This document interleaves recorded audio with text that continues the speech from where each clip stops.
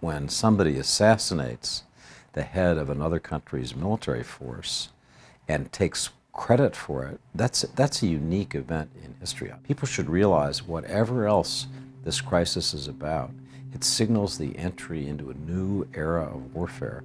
And if we feel that we have the authority to use armed drones to kill senior officials of other nations, you can be sure other nations will assert that same privilege and opportunity for themselves.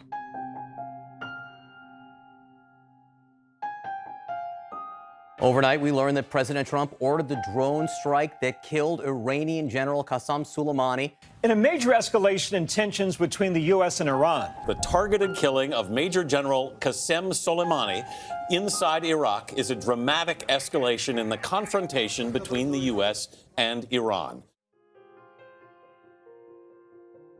We are now essentially in a state of war with Iran. We've killed their leading military figure in what is an assassination in a third country. We're in a state of war. American diplomats have been counseled to leave Iraq, and American citizens generally were told today to leave Iraq quickly, by air if they can, by land if that's the only way, but they were urgently advised to leave the country. That's a sign that we think there's real trouble ahead. President Trump does have the authority as commander-in-chief, I think, to take actions to protect Americans against an imminent attack. In the case of assassination of a very senior official, I find that such an unusual step. I'm surprised, I'm troubled by that there wasn't some process of informing Congress prior to this action being taken. If we're, as a nation now, going to war, our Constitution requires certain processes. We don't just go into new wars because a president thinks he has the authority and power. We have a process that needs to be followed.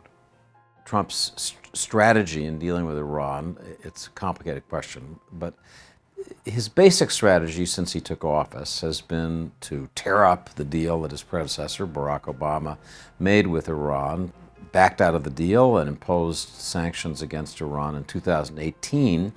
Maximum pressure campaign has been succeeding, but it has not succeeded in the thing that President Trump wanted, which was to bring Iran into a new negotiation. He had been quite restrained in dealing with Iran until now. Through this summer of crisis, Iran has repeatedly struck at American targets. They shot down one of our drones.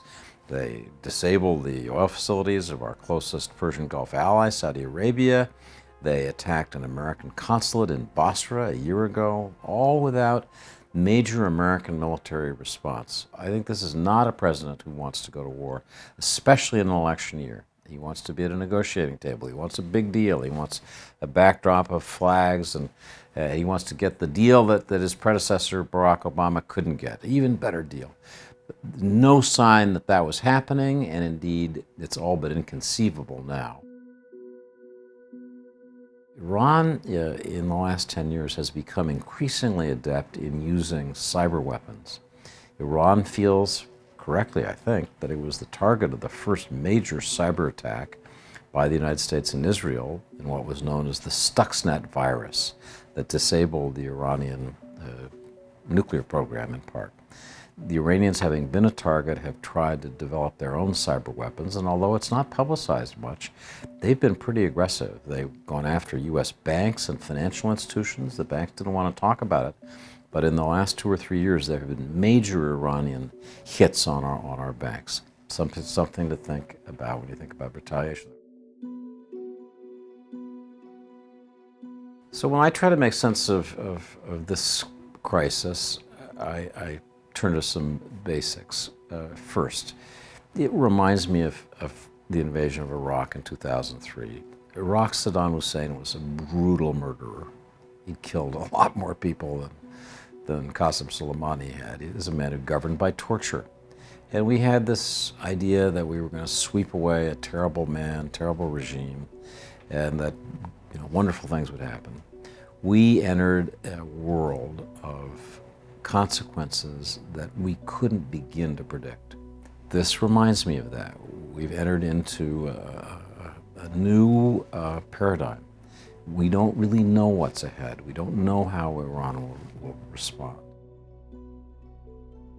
Since 1979, the United States and Iran have been drifting towards a direct conflict, an all-out war.